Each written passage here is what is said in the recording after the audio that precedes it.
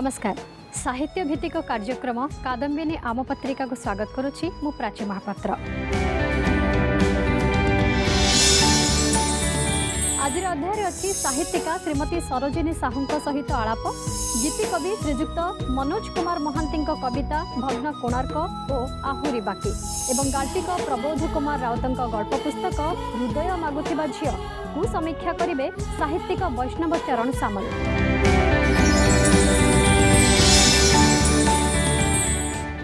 से जन्म हेला परे एंतुड़ीशाल रे माँ ठाकुर को प्रार्थना करुथिले, हे प्रभु राति पाहिला बेलू मो झीटा पुओ हो जाता कि, कारण तांको परिवार रे केही भी कन्या संतान चाहू नथिले, किंतु सेही कन्या संतान आज ओडिया सारस्वत जगत रे जड़े प्रतिष्ठित साहित्यिका भाव में परिचय सृष्टि करि पारिछंती।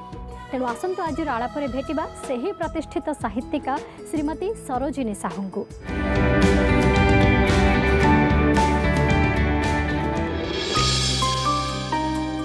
ओडिया सारस्वत जगत को जो केते जन साहित्यिका एक सोपान प्रदान करिसेंती, श्रीमती सरोजिनी साहू सेमानक मध्यरु अन्यतम। 1956 मसीहा जनवरी 4 तारिख ढेंकानाल जिलार पिता ईश्वरचंद्र साहू माता नलिनी देवी कोल मंडन करिथिबा सरोजिनी पितांक एक बिवृत्तिरु लेखिका जीवन आरंभ करथिले।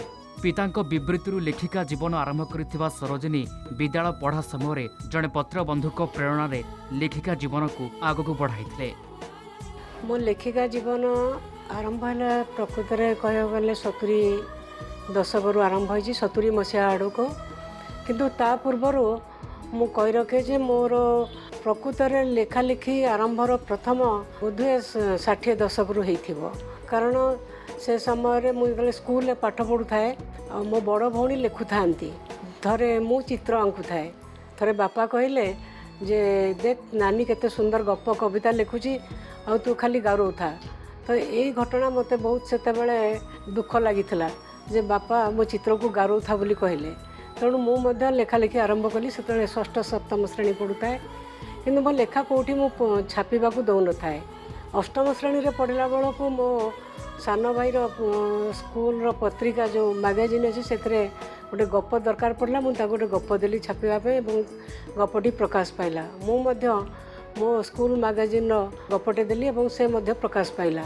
70 मसीहा आड़ को मो जीवन में गोटे बड़ परिवर्तन है। थरे चक्रांत जो रहस्य रोमांच भरा धारावाहिक पत्रिका बाहर चक्रांत से मो पत्रबंधु कूपन में मो ना टी देइथिली एवं पत्रबंधु कूपन मो ना देखी जगदीश महांती मो स्वामी एकदा से मोर पत्रबंधु थिले, से मते गोटे चिट्ठी देले और चिट्ठी दे से मते पचारे जे तमे कोठी कोठी लिखुच, कारण मु रुचि रे देइथिली लेखालेखी। से पचारे मु कहली मु कौनसी बाहर पत्रिका को देई नाही। तांको सहित मोर बंधुता है जेतले मु नवम श्रेणी पढ़े 70 मसीहार कथा मु कहूची, एवं से तांको संस्पर्श रे आसी मु लिखिबाटा को बहुत गुरुत्वर सह नहीं एवं लेखालेखी से आरंभ करी। जो पत्र बंधुक प्रेरणा रे तांको लेखिका जीवन परिस्फुटित होइथिला, परवर्ती समय से तांको जीवन साथी रूप में पाई तांकर सहभागितारे से तांको लेखा को आहुरी शाणित करि पारिथिले। जगदीश प्रकृत में बहु भाषा पढ़ी पारुथिले, से हिंदी बंगला इंग्राजी विभिन्न बही पढ़ुଥିଲେ ଏବଂ ମୋ ପାଖକୁ विभिन्न बही पठाउଥିଲେ। से कटक रे आसी कटक मेडिकल रे पढ़िले सेतेबेले मो पाखु विभिन्न बही पठाते 8-10 पृष्ठार लेखे गोटे चिट्ठी दियंती, जो चिट्ठी रे केवल साहित्य आलोचना थाए। एवं 71 मसीहा आड़ को मोर आसंता काली रे गप बाहरिला। 71-72 रे मोर प्रजातंत्र प्रचार समितिर साहित्य पत्रिका खबर कागज बाहर साप्ताहिक साहित्य विभाग से मोर लेखा बाहरिला। तापर 1975 मसीह मोर झंकार रे गप बाहरला। सेते बेलकु मो अंडर ग्रेजुएट स्टूडेंट माने बीए पास करी नाही। हम सार मानक मध्य बड़ ताजुब लागुला जे एते छोट झीर गप झंकार भली एते सेतेबेले झंकार ओडिशार सबुठु प्रतिष्ठित पत्रिका थिला एवं महताब तार संपादक थिले। तेणु से लेखा बाहर गोटे गर्व विषय थिला, किंतु मुझे किसी जान नी, कारण मुझे ढेंकानाल कटक सुधा आसी नी से दिन पर्यंत। तापर रेभेन्सा को पढ़ा को आसिली रेभेन्सा पढ़ा को आसला बेले मोर नियमित भाव में झंकार आसंता काली एवं समावेश विभिन्न पत्र पत्रिकार मोर गल्प सब बाहर जगदीश एवं मो भितर संपर्क दीर्घ 10-11 वर्ष गढ़ी उठी आम परस्पर को बंधु भाव में पाइलु एवं परस्पर को भल पाइबा भी आरंभ करूँ किंतु विशेषकर मो बापा घरे मते सहित बाहा देवा चाहू नथिले तेणु बाहागर बहुत समस्या होता शेष में जगदीश को बड़ भाई आसी बुझा सुझा करने पर आमर उभयर बाहागर होता जगदीश होती ओडिया गल्प साहित्य गोटे ट्रेंड सेटर बोली कह जाए बा साहित्य को से गोटे बदल देते भाषा विषय वस्तु परीक्षा निरीक्षा तेणु तांकर बहुत फैन थिले मो भली रेभेन्सा कॉलेज रे किंबा बाणी बिहार कि नुआ जो मैंने लिखुते समस्ते जगदीश का प्रभाव रू कहीं बंचिकी रही नथिले समस्ते किसी ना किसी भाव में प्रभावित थे मो बाहागर पूर्वर जो गप गुड़िक लिखुली सब जगदीश का प्रभाव बहुत रही है एवं 1981 मसीह आमर बाहागर होता 1981 मसीहा मे 24 तारीख आमर बाहागर होता माँ पिला बेलर एक अनुभूति को शुणी तांको भितरे नारीवादर स्वर जागृत होता जो से नारीर दुख दुर्दशा एवं कष्ट उपरे अनेक गुड़िए गल्प लिखा आरंभ करते मुझे बीए श्रेणी रे थाए थरे मो माँ मते कही जे तू जो जन्म हेलु मोर भारी कष्ट होता मुझे कहीं कष्ट है तू 3 नंबर झील ही जन्म होइतलु बापा चाहूले गोटे पुओटे बापा नथिले घरे तू राति 3टार जो जन्म हेलु मुझे भगवान को डाकू थाए राति झीटा पुओ हो जातानी तो ऊपर कना उठे उठे बारंबार देखते तू पुओ हेलु कि नहीं ये कथाटी मत बहुत बाधी था आम परिवारटा गोटे व्यवसायी परिवार बहुत टंका पैसा सुना गहना ये सब बहुत चर्चा हुए जदियो मो बापा पत्रिका मगाऊले पढ़ुले किंतु ता भितर मुझे देखी बापा फोन करी कहे आज कौन कौन रंधा हम से जिनस आमको भल न लगे भी रंधा होता बापा जब कहे यहाँ न पिंध ताले माँ पिंधु नाला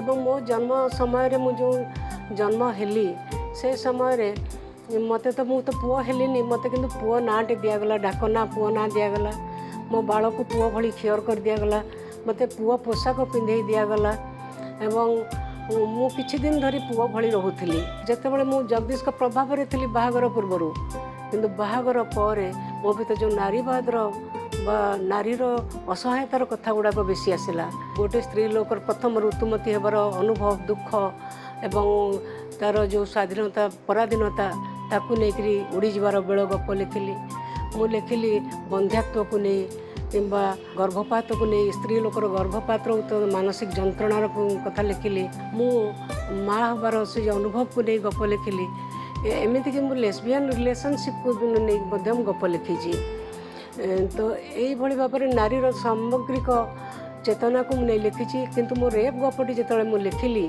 जो गोटे स्त्री लोक राति गोटे अन्य पुरुष सहित संपर्क स्थापन स्वप्न देखुची और स्वामी की कहीदे जो सकाଳେ चा पिया समय कहीदे ता स्वामी कहे जे मोर मध्य इच्छा एमती तुम छड़ा अन्य कौन स्त्री लोक सहित संपर्क रखापी से से आश्चर्य होची जे एटा तो स्वप्न स्वप्न उपर गोटे स्त्री लोकर केबे कौन सी लोकर कंट्रोल न थाए किंतु ये जो स्वामीर प्रतिशोध परायण मनोभाव ताको आश्चर्य करुची स्वामीटी से ही दिन ही नहीं जाउची से लोक पाखक गोटे बाहाना एवं राति कहूँ आज ताल तुम स्वप्न लोक सहित देखा ही गला से आश्चर्य होची जे से लोक सहित तार कौन संपर्क नहीं तथापि ता स्वामी ताको जमी मानसिक धर्षण करुची तेणु गपटी ना रेप बोली अधिकांश भावती जे कौटी गोटे बलात्कार बा धर्षण थी मानसिक धर्षण गोटे स्त्री लोक धर्षण किंबा शिशु मान को छोट छोट झील मान को जो ट्राफिकिंग हो बिक्री कराऊँ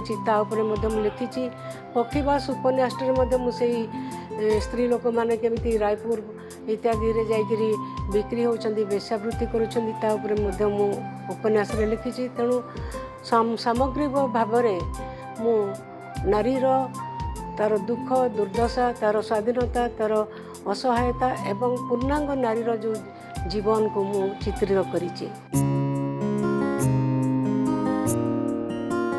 एभली भावरे से अमृत प्रतीक्षारे लुचकाली सबुज उपत्यका दुख अप्रमित्र प्रतिबंधी पक्षीवास विषाद ईश्वरी, अस्थिर पाद, बंद कमरा, रेप, सेंसिबल एंड सेंसुआलिटी एवं फेमिनानी रिफ्लेक्शन नाम अनेक गुड़िए ओडिया, हिंदी एवं इंग्राजी पुस्तक रचना करी आम सारस्वत जगत को समृद्ध करि पारिछन्ति।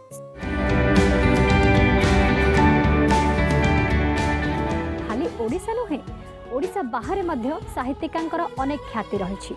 समयक विरति पर गीति कवि श्रीजुक्त मनोज कुमार महांतींकर दुईटी कविता भग्न कोणार्क और आहुरी बाकी।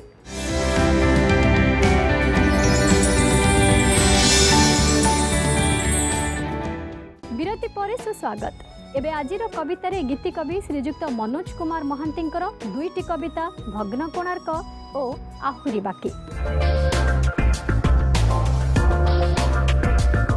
तुम्हें तो मोर भग्न कोणार्क, कमनीय चारुकला, मुग्ध मधुर एबे भी रही तुम मनमुखशाला।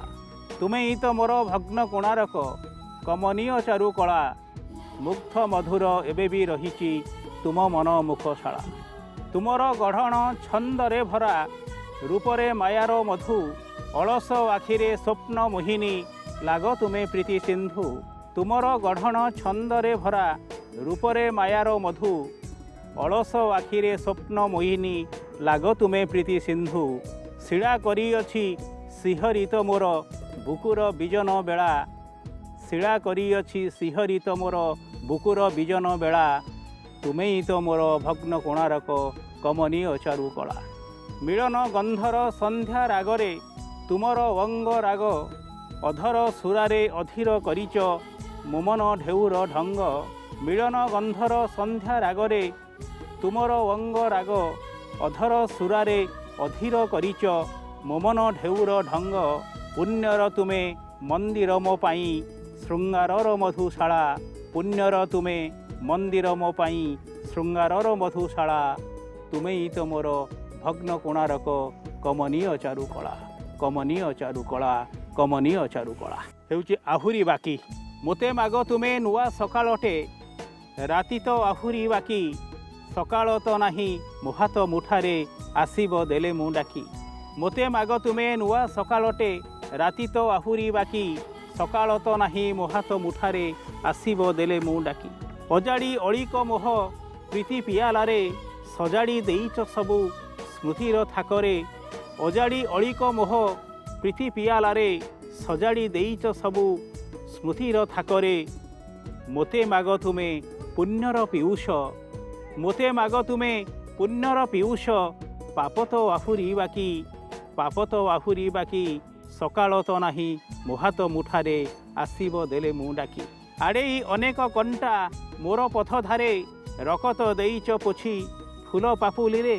आड़े अनेक कंटा मोर पथ धारे, रकत देइच पोछी फूल पापुली रे। मोते माग तुमे नुआ जीवनटे, बाट तो आहुरी बाकी। मोते माग तुमे नुआ जीवनटे, बाट तो आहुरी बाकी। सकाळ तो नाही मो हाथ मुठारे, आसीब देले मु डाकी। आसीब देले मु डाकी, आसीब देले मु डाकी। कविता दुईटी छोट थिले मध्य बेस मर्मस्पर्शी अटे। समय आवेक विरति पर गाल्पिक प्रबोध कुमार राउतंक गल्प पुस्तक हृदय मागुथिबा झियकु समीक्षा करिवे साहित्यिक वैष्णव चरण सामल।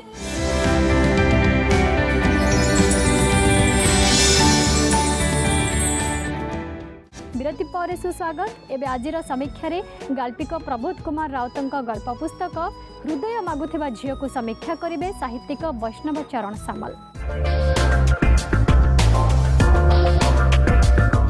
विगत 3 दशंधि धरी ओडिया गल्प और कविता क्षेत्र में आपनार प्रभा और प्रज्ञा को विस्तार करिथिबा श्रद्धेय कथाकार प्रबोध चंद्र राउतंकर गोटे गल्प पुस्तक हृदय मागुथिबा झियो संपर्क में आलोचना करिबा पाई। प्रबोधंकर हृदय मागुथिबा झियो गल्प पुस्तकटी तांको प्रज्ञा, प्रतिभा, हृदयवता और मानविकता बोधर एक मार्मिक अभिव्यक्ति। अमुख्य गल्परे और हृदय मागुथिबा झियो दुईटी गल्प वास्तविक ये गल्प पुस्तकर अति अनन्य गल्प बोली कहिले ସତ୍ୟର ଅପରା ହେବ ନାହିଁ। ଅମୋକ୍ଷ ଗଳ୍ପରେ ଦୁଇଟି ଚରିତ୍ର ଆଣିଛନ୍ତି, ଗୋଟେ ସରବଜିତ ଆଉ ଗୋଟେ ଶେଫାଳି। ନାୟିକା ଯୁବକ ଯୁବତୀ ପାଠ ପଢ଼ୁଛି। ସେମାନଙ୍କର ଦୈହିକ ପ୍ରେମ ଅର୍ଥାତ୍ ଯୌନ ଆକାଂକ୍ଷା ଉଭୟ ଅତି ଖୋଲାଖୋଲି ଭାବରେ ବୁଲୁଛନ୍ତି, ଚାରିଆଡ଼େ ବୁଲୁଛନ୍ତି। କିନ୍ତୁ ଝିଅଟି ବାରମ୍ବାର ତାଙ୍କୁ କହୁଛି, ମୁଁ ଚାହେଁ ଯୌନତାର ସୁଖଟାକୁ ତୁମ ଉପସ୍ଥିତିରେ ଅନୁଭବ କରିବି। କେମିତି ନା ଗଣସମ୍ଭୋଗ ଦ୍ୱାରା ଏବଂ ଗୋଟେ ସନ୍ନ୍ୟାସୀ ବା ଯୋଗୀ ସଙ୍ଗମ ଦ୍ୱାରା। କିନ୍ତୁ ଯାହା ହେବ ତୁମ ଉପସ୍ଥିତିରେ। এই ଆଚାର୍ଯ୍ୟ ରଜନୀଶଙ୍କର ଯେଉଁ ଯୌନତା ମାଧ୍ୟମରେ ନିର୍ବାଣ ପ୍ରାପ୍ତି ତାକୁ ଆଖି ଆଗରେ ରଖି ବା ହୃଦୟ ପଥରେ ରଖି ଏ ଗଳ୍ପଟି ରଚନା କରିଛନ୍ତି। ଓ ଶେଷରେ ସେ ଗଳ୍ପଟି ଗୋଟେ ମହା କାରୁଣ୍ୟ ଭିତରେ ସମାହିତ ହୋଇଯାଉଛି। ଏବଂ ଶେଫାଳି ଯିଏକି ଯାଇଛି ତୁଳସୀମାଳ ପିନ୍ଧି ସବୁ ସଜ ହେଇକି ଯାଇଛି ଗୋଟେ ସନ୍ନ୍ୟାସୀ ରୂପରେ, ଗୋଟେ ସନ୍ନ୍ୟାସୀ ଯୋଗୀ ସହିତ ରମଣ କରିବ ବୋଲି। କିନ୍ତୁ ସବୁଗୁଡ଼ିକ ତାର ଚାଲି ଯାଉଛି। ତାପରେ ଦେଖାହେଉଛି ସେ ଝିଅଟି ନାହିଁ, ସେ କାଠଯୋଡ଼ି କୂଳରେ ତାର ଗୋଟେ ହାତ ଲେଖା ଚିଠିଟିଏ ପାଣିରେ ଭାସୁଛି ଫୁଲି ଫୁଲି ଅତି କାରୁଣ୍ୟ ଭିତରେ। ସେମିତି ଆଉ ଗୋଟେ ଗପ ହେଉଛି ଯେଉଁଟା ହୃଦୟ ମାଗୁଥିବା ଝିଅ। ସେଇଟା ଗୋଟେ ଚମତ୍କାର ଗଳ୍ପଟିଏ, ସାଧାରଣ ଗଳ୍ପଟିଏ। ଗୋଟେ ସାଧାରଣ ନିମ୍ନ ବର୍ଗର ମଣିଷଟିଏ ବାପା କାମ କରୁଥିଲା ଯେ ପୋଷ୍ଟମର୍ଟମ୍ ଘରେ ଯେଉଁ ଶବ ବ୍ୟବଚ୍ଛେଦ ହୁଏ, କପାଳକୁ ବାଡ଼େଇକିରି ହାତୁଡ଼ିରେ ଭାଙ୍ଗିବା, ଦହି ବାହାର କରିବା, ହୃଦୟକୁ କାଟିକିରି ହୃଦୟକୁ ବାହାର କରି ନେଇକି ଦେବା, ଏଇ ଯେଉଁ କାମ କରୁଥିଲା ତାର ପୁଅ, ସାନ ପୁଅଟିଏ ବାପା ସାଙ୍ଗରେ ଯାଏ, ଚନ୍ଦୁ ବୋଲିକି ଯାଏ। ଓ ସେ ସେଇଠି ଯାଇ ବାପାର ଅଭ୍ୟସ୍ତ ହେଇଛି, ଚିନ୍ତା କରୁଛି ଆମେ ତ ଏଇ କୂଳରେ ଜନ୍ମ ନେଇଛୁ, ଆମର କାମ ତ ଏଇଆ, ଆମେ ତ ଆଉ ସାହେବ ହେବୁନୁ କି ବଡ଼ ଅଫିସର ହେବୁନୁ। ତେଣୁ ସେ କାମ କରୁଛି, ଯୁବକ ହେଇଗଲାଣି ସେ କାମ କରୁଛି। ଏବଂ ଯେତେବେଳେ ମୁଣ୍ଡର ଦହିଟା ବାହାର କରୁଛି ସେତେବେଳେ ଚିନ୍ତା କରୁଛି ଯେ ତା ହୃଦୟଟା କେଉଁଠି ଅଛି। ହୃଦୟ କାଟିଲା ବେଳେ କେମିତି ଧୀରେ ଧୀରେ, ଛାତିକି କାଟିଲା ବେଳେ କେମିତି ଧୀରେ ଧୀରେ କାଟୁଛି, କାଳେ ହୃଦୟଟା ଚହଲିଯିବ କି, ସେ ଦହି ବାହାରିଯିବ କି, ଏଇ ଯେଉଁ ତାର ବେଦନା ଆସୁଛି। ସେକୁ ଦେଖୁଥାଏ ଗୋଟେ କିଶୋରୀଟିଏ, ଗରିବ ଝିଅଟିଏ। ସେ ଦେଖେ ଓ ମନେ ମନେ ଭଲ ପାଏ ସେ ଚନ୍ଦୁକୁ। ଚନ୍ଦୁ ତାକୁ ଭଲ ପାଇକି ସେ କେହି କାହାକୁ ଦେଖି ନାହାନ୍ତି, କିନ୍ତୁ ଭଲ ପାଇବା ନୀରବରେ ସେ ଚାଲିଛି। ଏବଂ ଶେଷରେ ସେ କହୁଛି ଯେ ହୃଦୟଟା କ'ଣ ଜାଣିବ। ତେଣୁ ସେଇ ଗପରେ ସେ ଦେଖେଇ ଦେଇଛନ୍ତି ହୃଦୟଟା ଏ ଯେଉଁ କଲିଜା ନୁହଁ। ହୃଦୟ ମାଗିବା ଓ ହୃଦୟ ଖୋଜିବା ବୋଧହୁଏ ଗଳ୍ପକାର ବିବିଧ ଗଳ୍ପରେ ନେଇଯାଇଛି, ଗୁରୁତ୍ୱପୂର୍ଣ୍ଣ ସ୍ଥାନ ଏଥିରେ ନେଇଛି। ଓ ଶେଷରେ ସେ ଚନ୍ଦୁ ନିଜର ଛାତିକୁ ସେଇ ଯେଉଁ ଶବକଟା ଛୁରୀରେ ଛାତିକୁ ଭୁଷି ଦେଇଛି, ସେ କଲିଜାଟାକୁ ଦେଖେଇବ। ହୃଦୟ ସେ ମାଗୁଥିଲା ଝିଅଟା, ସେ ହୃଦୟକୁ ଦେଖିବ। ଏବଂ ଯୌନତା ଓ ହୃଦୟବତାର ମିଳନ ଘଟିଛି ଆଉ ଗୋଟିଏ ଗଳ୍ପରେ। ବ୍ରହ୍ମ ପାହାର ବୋଲି ଗୋଟେ ଗଳ୍ପ, ବଡ଼ ଚମତ୍କାର ଗଳ୍ପଟିଏ। ସେଇ ଯେଉଁ ଶାଶୁ ବୟସ ହେଲେ ମଧ୍ୟ ଗୋଟେ ଚାକର ସହିତ ଗୋପନରେ ରମଣ କରୁଛି, ତାର ସବୁ ସ୍ତ୍ରୀକୁ ନେଇକି ଯେଉଁ ପ୍ରତିକ୍ରିୟା ସୃଷ୍ଟି ହେଉଛି, ସେ ନେଇକି ଯାଉଛି ଗୋଟେ ବାଡ଼ି, ଗୋଟେ ବ୍ରହ୍ମ ପାର ଦେଇ ମାରିଦେବା ପାଇଁ, କିନ୍ତୁ ସେ ରହିଯାଉଛି ନା, ତାକୁ ସେ ମାରୁନାହିଁ। ସେମିତି ଲକଡାଉନ୍ ଗଳ୍ପରେ ସମାଜରେ ଯେଉଁମାନେ ମୁଣ୍ଡିଆଳ ସାଜି ଆମ୍ ଆଦମୀ ସାଧାରଣ ଜନତାକୁ ଠକନ୍ତି, ମୁଣ୍ଡିଆଳମାନଙ୍କର ଦାନର ଅହଙ୍କାରକୁ ଯେପରି ବିଦ୍ରୂପ କରାଯାଇଛି, ସେଥିରୁ ଗାଳ୍ପିକଙ୍କର ସାମାଜିକ ପ୍ରତିବଦ୍ଧତାକୁ ଆମେ ଉପଲବ୍ଧି କରୁ। ଶୂନ ଗଳ୍ପରେ ନିବୁଜ ଅନ୍ଧାର ଭିତରେ ବୃନ୍ଦାବନ ରାଇକୃଷ୍ଣଙ୍କ ପରି ଜୀବନ ସତ୍ତାକୁ ଭୂମଣ୍ଡଳୀୟ ସତ୍ୟ ଭାବରେ ଅନୁଭବ କରିଛନ୍ତି କଥାକାର। ଅତି ଉଚ୍ଚ ସ୍ତରକୁ ସେ ଚାଲି ଯାଉଛନ୍ତି। ସେମିତି ଗୋଜନା ଗଳ୍ପ ହେଉ କି ମଶାମରା ଗଳ୍ପ ହେଉ କିମ୍ବା ଶୀତଭୋଗ ଗଳ୍ପ ହେଉ, ରାଗ ମଲ୍ହାର ହେଉ କି ଭୈରବୀ ଡାକା ହେଉ, ଯେକୌଣସି ଗଳ୍ପକୁ ନେଲେ ଆମେ ସେଇ କଥା ଦେଖୁ ଯେ ସର୍ବତ୍ର କିପରି ଭାବରେ ଜୀବନର ସତ୍ୟଟା କ'ଣ, ଜୀବନର ଅନ୍ତଃ ସ୍ୱରୂପଟି କ'ଣ ଓ ତା ଭିତରେ ପ୍ରେମଟି କ'ଣ, ଯାହା ଯେଉଁ ପ୍ରେମ କେବଳ ଦେହ ଭିତରେ ଦେଇକି ହୁଏ ନାହିଁ, ଦେହାତୀତ ହେଇଯାଏ, ସେ ଅନିର୍ବାଚନ ସ୍ତରକୁ ଚାଲିଯାଏ, ସେଇ କଥାକୁ ସେ ଦେଖେଇଛନ୍ତି। ସେମିତି ଗୋଟେ ଭୋଗ ଗଳ୍ପ ଅଛି, ସେଥିରେ ସାମ୍ପ୍ରତିକ ଭୋଗବାଦୀ ସମାଜରେ ଅସହାୟ ଝିଅମାନଙ୍କର ଯେଉଁ କାରୁଣ୍ୟ, ଯେଉଁ ଅସହାୟତା, ଗରିବ ନାରୀର ଯେଉଁ ମାତୃତ୍ୱର ଆକାଂକ୍ଷା, ସେ ଜାଣିପାରେ ସନ୍ତାନ କିଏ, ସେ ଗରିବ ସ୍ତ୍ରୀ ଲୋକଟି ହୁଏତ ବହୁ ପୁରୁଷ ସମ୍ପର୍କ ଆସିଛି, କାହା ଓରସରୁ ଜନ୍ମ ନେଇଛି ପିଲାଟିଏ, କିନ୍ତୁ ସେ ମା ହେଇଛି, ତାର ମାଆର ଯେଉଁ ମମତା ସେ ଦେଉଛି, କିନ୍ତୁ କହିପାରେ ନାହିଁ ସେ ସେଇ ତାର ବାପା କିଏ। ସେମିତି ଅଯୋଗ୍ୟ ଗଳ୍ପ କିମ୍ବା ବଢ଼ିଲା ପୁଅର ମା ହେଉ ଅଥବା ବଳି ଉନି ଫେରିଲାନି ଭିକାରୀ, ତମେ ମିଛ କୁହ ମାଳତୀ ବୋଲି ଗୋଟେ ଗଳ୍ପ, ତାର ମିଛ କୁହ ମାଳତୀ ଅଛି। ୟୁନିକ୍ ସୁନ୍ଦର ଗଳ୍ପଟିଏ, ଦୀର୍ଘ ଅପେକ୍ଷାକୃତ ବଡ଼ ଗଳ୍ପ। ତା ଭିତରେ ସେ ମାଳତୀର ଯେ ନାରୀଟିଏ, ସ୍ତ୍ରୀଟିଏ, ଆଧୁନିକା ସ୍ତ୍ରୀଟିଏ, ତାର ଯେଉଁ ସେ ମା ହେବ ନାହିଁ, ତା ସୌନ୍ଦର୍ଯ୍ୟ ଚାଲିଯିବ, ମା ହେଉନାହିଁ। ଶାଶୁ ଶ୍ୱଶୁର ବିକଳ ହୋଇ କହୁଛି ନା ଆମର ନାତିଟିଏ ଦରକାର, ପୁଅ କିଛି କରିପାରୁନାହିଁ, କାରଣ ଆଧୁନିକ ନାରୀର ଇଚ୍ଛା ବିରୁଦ୍ଧରେ କିଛି କାର୍ଯ୍ୟ କରିବା ପାଇଁ ये जो युवकटी चाहूना यही जो भावटी अच्छी सेटा शेष में किपरि नीरव अश्रु और कारुण्य परिणत होती जीवन बंचापी जो संघर्ष व्यतीत होती से सुंदर भाव में देखी सेमती अपराध बोध गल्पर आरंभटी केमती देखो भाई यहीटा पाप तुम कथटा लुचाई कथार सत्यापन न करवा सतरे मो विचार गोटे विराट पाप जे कथा को लुचई रखे कहे ना सेटा पाप आउ गोटे गल्प ब्रह्म पहाड़ गल्पर से कुना बोर जीवंत चित्रटी आंकी दे कहते कुना बो हिनी कपाल को निंदे मन इच्छा ताल पड़ा परी ठो ठो मुंड पिटे कपालटा ओलुआ परी फुली जाए सेमती गोटे सुंदर इमेज मथुरार कंसा कवाट परी छाती शाल गछ परी बलिष्ठिया बाहु कला हीरा परिका चकचक देह ब्रह्म पहाड़ गल्पर से श्रमिकर चित्रटी दौरान जहाँ प्रति ये नारीटी आकृष्ट होची उत्तर बयस बंधुगण यहीपरि अनेक गल्पर अनेक दृष्टांत दि जापे गल्पर वैशिष्ट्य पर दि जापे किंतु प्रकृत में विगत 2 दशंधिर भूमंडलीय चिंता चेतना रुधिमंत हो उठी प्रबोध बाबूंकर गल्प संभार ताहा मने हुए सते जेपरि एकविंश शताब्दी प्रति गोटे गोटे जीवंत आह्वान अतएव बंधुगण प्रबोध राउत सांप्रतिक ओडिया गल्प क्षेत्र में नवागत कहीदे हम ना जड़े विशिष्ट गल्पकार एवं चिंताशील गल्पकार और मनुष्यर चेतनार उत्तोलन पर प्रेरणाप्रद कथाकार कहले सत्यर अपलाप हेबना। गाल्पिक प्रबोध कुमार राउत जड़े प्रशासनिक अधिकारी होई मध्य सुंदर सुंदर गल्पमान रचना करती जहाँ एही पुस्तक रे स्थान पाइछि। तेबे दर्शक बंधु आज तो समय हो जाइछि मते विदाय दियंतु पुणी देखा हेबा आगामी अध्याय रे। रहुछि नमस्कार।